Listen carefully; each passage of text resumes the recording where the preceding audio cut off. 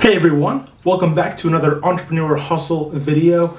And in this video, I want to talk about some of my key takeaways from Gary V, also known as Gary Vaynerchuk. Now, Gary V, he's a figure that I've been listening to and following a lot lately. He's one of my favorite entrepreneurs. And because I listen to Gary V so much, I wanted to recap some of the key things that I've taken away from his speeches and podcasts and just his general content that he's putting out. I wanted to be able to recap some of those things. And of course, I know that we have a lot in common in at least one key area. We both really enjoy rooting for terrible football teams.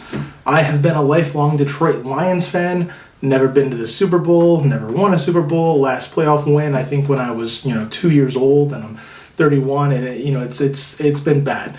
But that being said, he's a big fan of the Jets, and they are pretty horrible too, right? So we've got that going for us.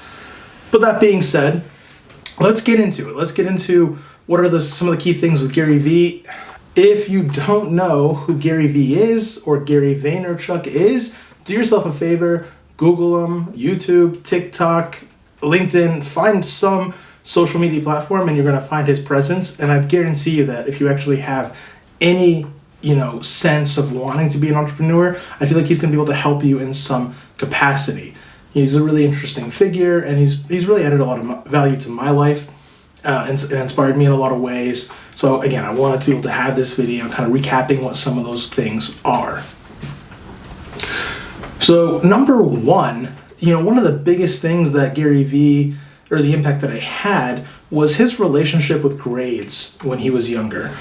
And, I know that you'll hear a lot of people talking about that, they were not really good students, and in spite of that, they were still able to be successful, because I know a lot of times, like growing up, or at least for me, you're kind of, pounded into your head that you need to be a good student, A's, B's, in order to actually have this rich and productive life.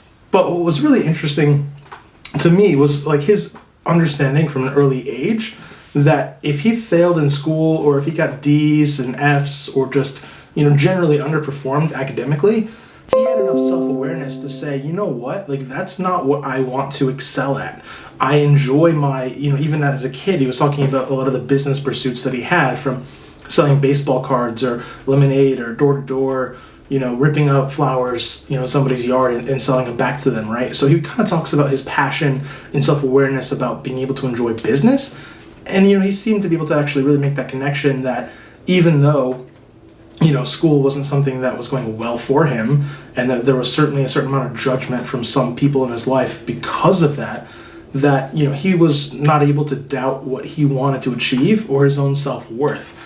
And I contrast that with, my own, experience where, going through school, I generally was a good student. I ended up graduating from Michigan State University, and I graduated with honors. And what's so funny to me is I can kind of compare my experience with graduating with honors to his experience getting D's and F's and just not caring, or at least not letting it impact his, value of his own self to the business world or in any other way. And I feel like a lot of the time in my experience, if I was, getting a B, I felt dramatically, less fulfilled or happy than I was for getting an A, or I would feel like a failure for getting a B instead of getting an A, which is crazy to think about. That it's like, that's my experience, that getting a B feels like the end of the world. And then meanwhile, you have somebody like a Gary V who has been so transformational, to business and so influential to so many people. Now, fortunately, that's something that I've gotten a lot better with. I've learned to be able to have that, kind of self-awareness, and I've been able to clean up some of those things where, I don't think that's as big of a deal for me as what it was when I went to college. But still, being able to have that contrast between how I took, getting a B, or, versus how he took getting a D, and truly not caring. And if I got a B, I was wondering if that meant that I was not going to be good enough to get the job I wanted, have the life I wanted, or be able to add value to, a business. Number two, the second thing with Gary that I kind of really take away is, how much he repeats himself. And I don't mean that in a bad way, but I mean the guy has been able to build a really big brand, and he's been able to build a big following. He's got a lot of people that, really are interested in what he's doing and want to be a part of his mission.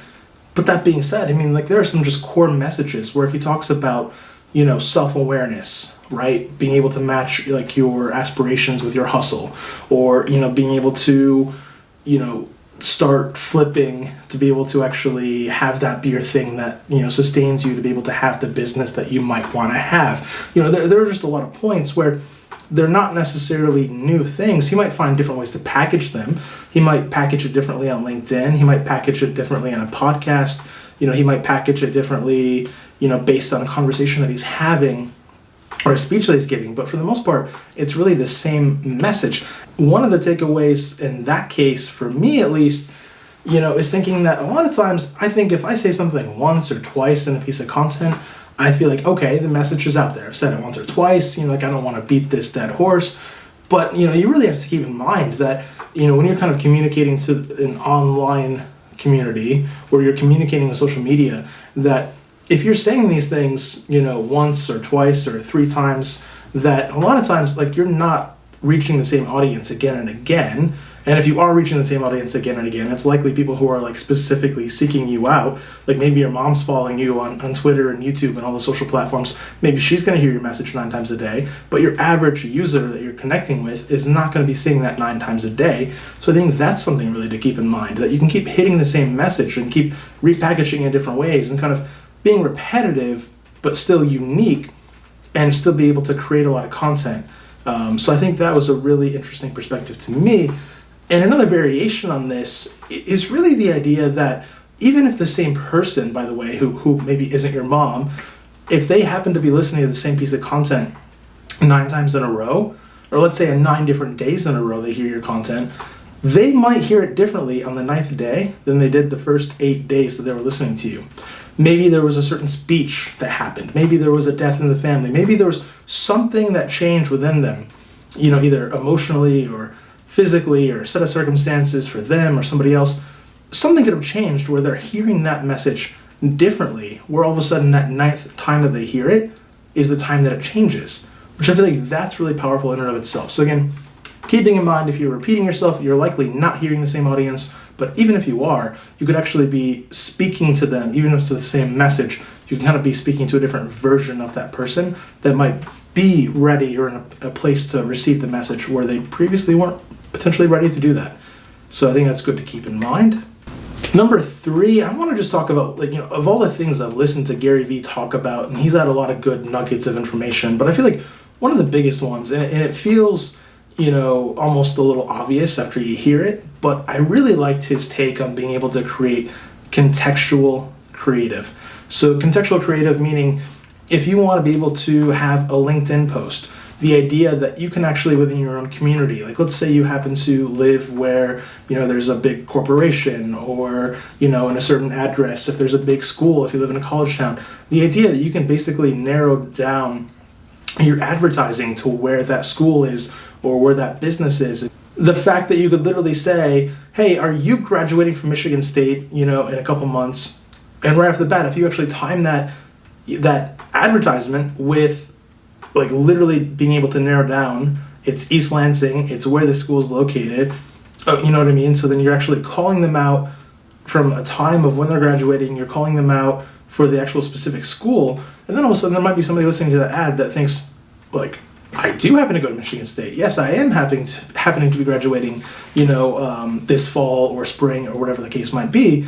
And all of a sudden it's by actually making that contextual, that you might get more engagement out of that, which I think is really cool, right? So in other words, and by the way, of course, the idea is that you can't do that with just a TV ad, or at least not as effectively or cost effectively as you could with online marketing. Whereas you could literally take the same piece of content or maybe the same core piece of content, whether it could be a resume writing business or some kind of tutoring business or just some product or service that you're selling, you could have your core message, but have a different lead-in to say, hey, are you graduating from Michigan State in the next couple months? Hey, are you graduating from the University of Miami in the next couple months? Hey, what's up, Los Angeles? Like, hey, are you new to the job market and, you're looking to get your resume out there? I mean, the fact that you can actually have each of those creatives kind of flow in differently based on your community, target, drill into that. I mean, I think that's a really interesting point, and it's something that I plan to be incorporating into my own advertising going forward. Number 4 is his kind of idea, and really wanting to be able to give without expectation. And I think that's really big. I think giving without expectation is a great way to not have resentment, right? So in other words, like if you go and you decide, like if you're in his case, he's a very influential figure. If he goes on somebody's podcast, or if he goes on there, to give an interview, he's not doing that saying, I need you to down the road give this back to me. I mean, I guess there could be like certain contracts, things like that, but the point is that if he does it just for free, he doesn't expect that to come back to him in any way. But, that being said, the really interesting thing about how that starts to work is that if you actually start to give things without expectation, a lot of times people do feel obligated to be able to return that. So that could be you giving things, to 10 different people without expectation of getting something in return. Maybe 1 or 2 of those people actually, feel the need to connect you with a business partner or a supplier or help give you an idea that you wouldn't have thought about for your business. So, I mean, even if you just get a few people who are willing to give some of that back, that can become extremely impactful. And I feel like it's just, it can be really an easier way to go through life to say that, hey, I'm not literally doing this quid pro quo. I'm not saying that like, if then, you will do this kind of a thing. Just to be able to add value with the understanding that, first of all, worst case, you're adding value. Best case, there's going to be people that actually do want to give that back without you having to, remind them or hold it over their head or, again, just expect that to be coming back in any way. So I think that's a really interesting perspective, and it's something that I strive to do.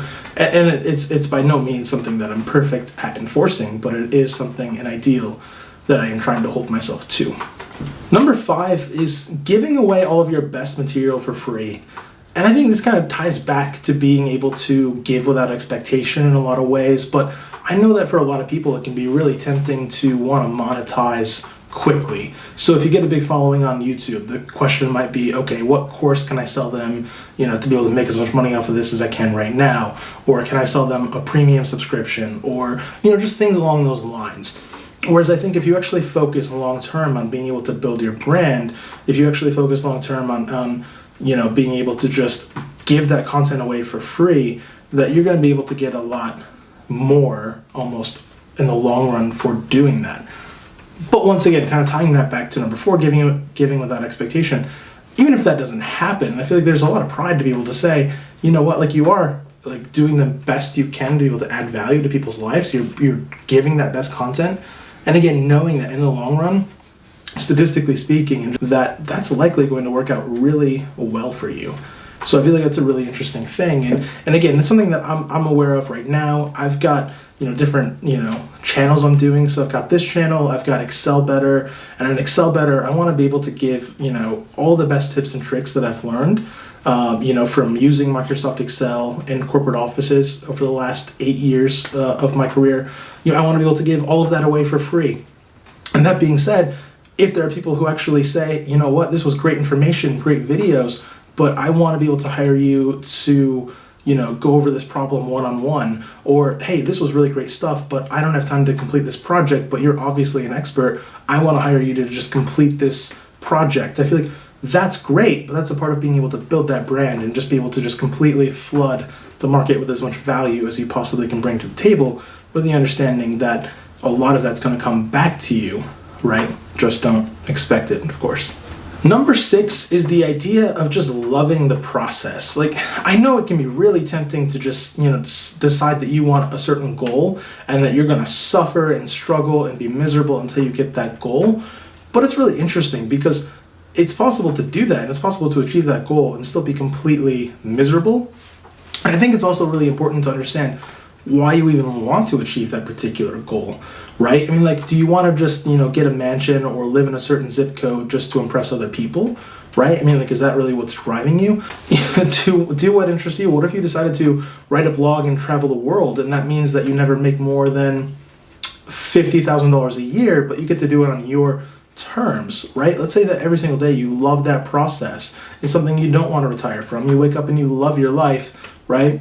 I mean, the question is, like, is that worse than saying that you want to go into investment banking for 10 years, even though you absolutely hate it, because you know that it's going to make you a millionaire at the end of 10 years? And so I think that's just a really interesting perspective, that you should really find something where you love the process. And of course, you hear it a lot, and I think it is true that when you actually do find that thing that you love the process so much, if you find something that you're willing to work on, for free and put in just hours and hours and be able to beat on your craft and be able to just get better, I feel like those are the things that a lot of times in the long run that you're actually going to be able to make the most money from anyway. And, like Gary Vee had a great point about this too, saying that, a lot of times if you're actually true to yourself, there can be something that maybe isn't big now that maybe becomes big down the road. So like esports would be a good example of this. So you could think about some people that were gaming that might have said at one point in time where they could say, okay, if I'm involved in gaming now, this isn't really practical. I don't really want to have a future in this. And so maybe all of a sudden they really had that passion, but again, they decided to go be an investment banker where they're not as passionate. So maybe they're a middle of the road investment banker because they're chasing wealth. Meanwhile, they watch esports explode where they think, if I actually would have been able to just hone that craft or hone that skill or pursue what the heck I loved, if I was doing that, I might be 10 times more successful, or actually 10 times more successful in terms of wealth if I would have went that path, but instead I'm stuck doing this thing that I don't love as much, and I'm ultimately making less money now. So I feel like that's a really interesting point as well, that sometimes, like, if you stick with it, you can actually, be a part of that growth instead of actually just waiting for something to take off and then jumping on the bandwagon at that point. Number 7, is really the emphasis, and this is a message that gets repeated a lot from Gary Vee, but it's the idea of self-awareness. And I feel like this, it's so important to me, like the way I took this message. And it's important because I know that, building a business after work isn't for everybody. Wanting to be able to quit a job and be an entrepreneur isn't for everybody. And, for me, I feel like I had a tendency once upon a time to want to, not completely force my worldview on others, but I feel like I'd want to say, hey, if, becoming an entrepreneur was a better way to build wealth, I wanted to share that message and kind of fit everybody through that path and say, clearly, this is the right way to do things. Like, you guys, like, you need to be able to work on a business. You need to be able to do this because you're going to be able to build more wealth in the future. But then not understanding, of course, that, like, not everybody wants to build wealth. So I think that that's where that self-awareness comes in, and it's something that he talks about all the time, and it's something that, again, has really, spoken to me. It's just that idea that as long as you're doing what you're doing because you want to be doing it, right? I mean, I feel like that's really the end of the game. If you're somebody that wants to work 16-hour days because you feel like, working on your business doesn't actually feel like work and you enjoy it, and you get as much satisfaction from that as you do from people who are going out clubbing and partying and doing whatever other things people are doing to enjoy themselves, then great, do that. And I think really at the end of the day, it comes down to being able to, again, match your ambition to your work ethic. That if you do, actually say that you truly deeply at your core want to be a billionaire someday, I think there has to be that, alignment that you're willing to actually put in a certain amount of work to get there. Number 8, I didn't do these in any particular order. I feel like I should have said that earlier, but if you stuck with me this long, I'm telling you now. But number 8 is talking about the fact that most people won't actually take action. And, for me, like, that's such an interesting point. And it's something that Gary Vee really harps on, just talking about, do something, try something, put a video out there. You know what I mean? Maybe the lighting sucks. Maybe the camera placement's terrible. Maybe, like, whatever the case might be, try it, experiment, put it out there, try to do something. And really the understanding that a lot of people just won't do that. I think that, understanding that message helped me take the plunge to finally start this channel.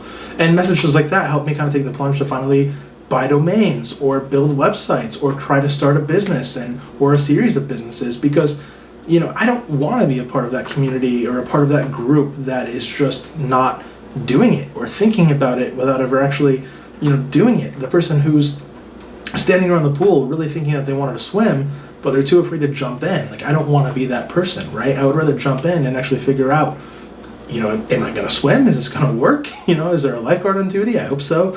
I feel like I would much rather have that approach to it. And, so it's just something that, has really spoken to me. And I know that Gary Vee is really big on just being able to say, hey, just create content, go out there, be willing to put yourself out there. And, I feel like that has been huge. And it's a big reason why I have this YouTube channel. So that being said, thank you guys so much for, watching all the way through. If you're interested in watching any future videos about entrepreneurship, about my own journey to be a successful online entrepreneur or just an entrepreneur in general, I'd love if you went ahead and hit the subscribe button. So thanks again for watching.